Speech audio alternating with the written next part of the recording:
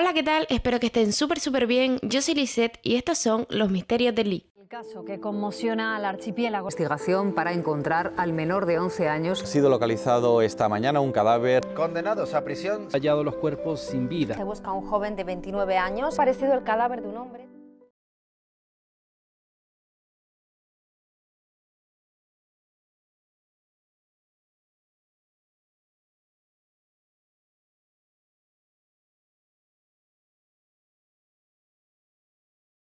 Hoy vamos a hablar del caso más conocido como el monstruo de los Andes. Pedro Alonso López nace el 8 de octubre del año 1948 en Colombia.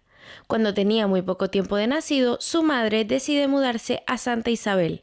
Esto lo hizo en una época donde más casos de violencia había. Esta época dejó unas 200.000 muertes. Pedro era el séptimo hijo de los 13 que tenía su madre. Cada uno de sus hermanos, incluido él, eran de padres distintos, ya que su madre ejercía la prostitución. Pedro tuvo una infancia bastante complicada, vivía en la pobreza absoluta, su casa solo tenía una habitación y su madre trabajaba ahí en su propia casa que, como ya les dije, ejercía la prostitución.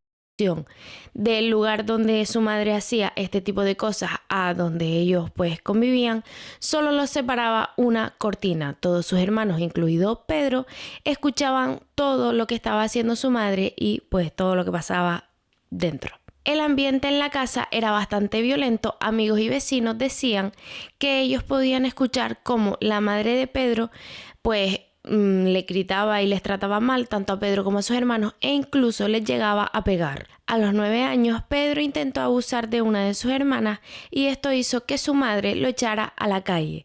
Pedro terminó con tan solo 9 años viviendo en las calles. En la calle también empezó a recibir bastantes abusos y todo esto hizo que su carácter cambiara, empezara a meterse en peleas con cuchillos, con navajas y a tomar drogas.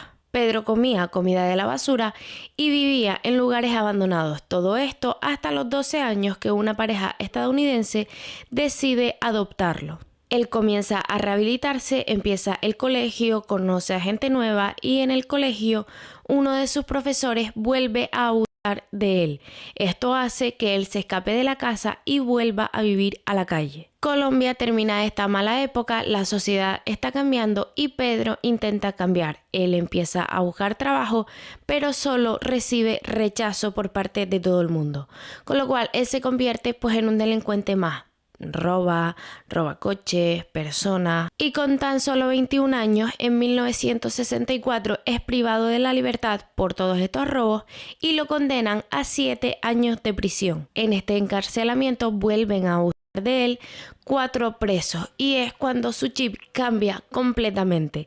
Él decide vengarse y a los 4 hombres que abusaron de él. A su condena por este delito se le sumarían tan solo 2 años porque entienden que esto lo hizo en defensa personal. Y tras esto es cuando se da cuenta del placer que le genera matar y es cuando él empieza a investigar cómo quiere que sean sus víctimas. Aquí en este punto se unen 3 cosas importantes: el odio profundo hacia su madre, el grandísimo consumo de pornografía, sobre todo de mujeres, y el placer que le daba asesinar gente. En el año 1978, Pedro ya sale de prisión y decide irse a Perú a comenzar una nueva vida. Realmente, esta nueva vida se trataba de buscar a sus víctimas. Él mayoritariamente busca a mujeres jóvenes, incluso niñas de comunidades indígenas. Él busca a las niñas más fáciles de convencer y ya en la mañana las atacaba. Lo hacía por la mañana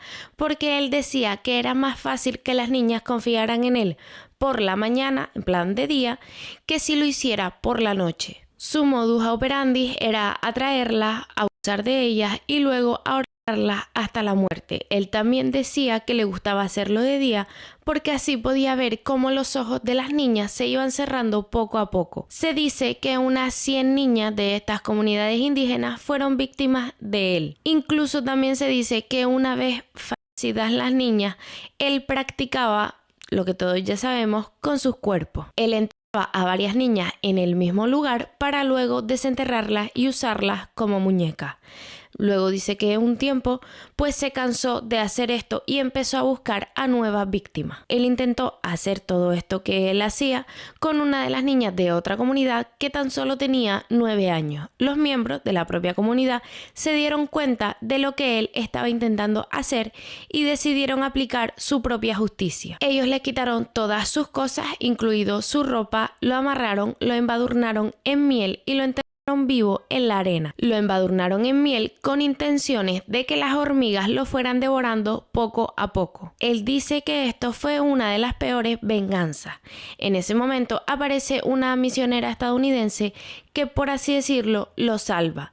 Ella habla pues con estos miembros y le dice que bueno, que ella se encargará de llevar a este hombre hasta la policía y que hagan justicia, pero que no se tomen la justicia por su mano. Y aquí hay dos versiones. Una dice que la chica lo deja libre y otra, que es la que se cree es cierta realmente, ella lo lleva hasta la policía peruana. Y como él es colombiano, pues tendrían que hacer un montón de papeleo, la denuncia, un montón de cosas. Entonces la policía peruana lo que hace es deportarlo a Colombia y no detenerlo. Entonces en esta deportación es cuando él se escapa. En el año 1980 hay una grandísima inundación en un lugar llamado Ambato. Esto es una grandísima catástrofe.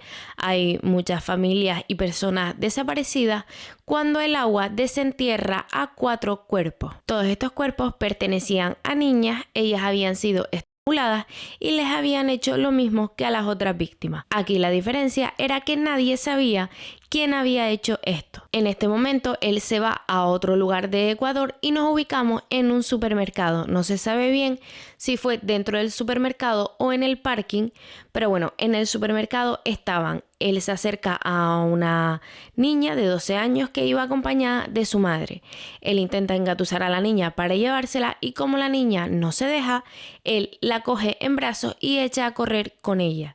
La madre da enseguida la voz de alarma y todos logran pararlo y quitarle a la niña. La policía lo detiene, se lo llevan hasta la comisaría y ahí lo interrogan. Él no quiere hablar y la policía se da cuenta de que es un hombre bastante religioso.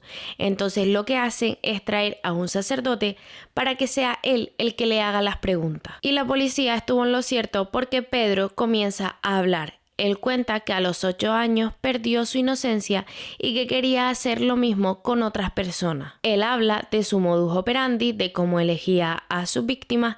Dice que las niñas colombianas eran muy bonitas, pero que casi siempre desconfiaban de él. Y por este motivo él se fue a Perú y Ecuador, sobre todo a las comunidades indígenas, porque tienen menos educación y era más fácil llevársela. Él también dice que una vez elegida la niña, pues él se la llevaba a usar. Ella la asfixiaba y la enterraba, así con varias, y las enterraban en grupos de 3 o 4. El sacerdote contó todo a la policía y es cuando la policía se da cuenta de que está tratando con un asesino en serie. Es cierto que habían varios miembros de la policía que creían que este hombre no estaba diciendo la verdad y que simplemente estaba exagerando. La policía le pide a Pedro pues que lo lleve hasta algún lugar donde puedan comprobar que todo esto es cierto y así fue. Pedro mismo lo lleva hasta un punto en el que tiene enterradas a 57 niñas. Él confiesa a la policía que estas no son las únicas niñas de esta localidad porque en esa misma localidad habían sido más de 110 niñas. Se dice que entre Colombia, Perú y Ecuador asesinó a más de 300 niñas. Él se convirtió en uno de los asesinos seriales más grandes de Latinoamérica y tan solo fue condenado a 16 años de cárcel. El juez del caso sí que lo encontró culpable, pero no porque fuera un asesino, sino porque es un demente.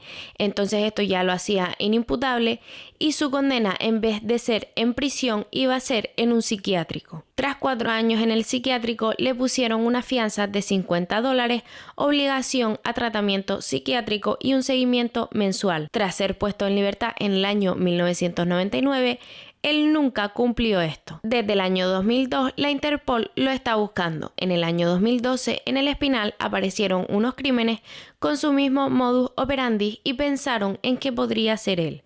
Otras personas también piensan en que fue ejecutado ilegalmente y por eso nunca se ha sabido nada de él. Pedro Alonso desapareció por completo y a día de hoy no se sabe nada sobre su paradero. Y hasta aquí el caso, aunque me gustaría decirles que que entiendo y supongo que este hombre ya esté fallecido, o sinceramente eso espero, pero que si no es así y alguien logra reconocerlo, pues obviamente se ponga en contacto con la policía y lo comunique.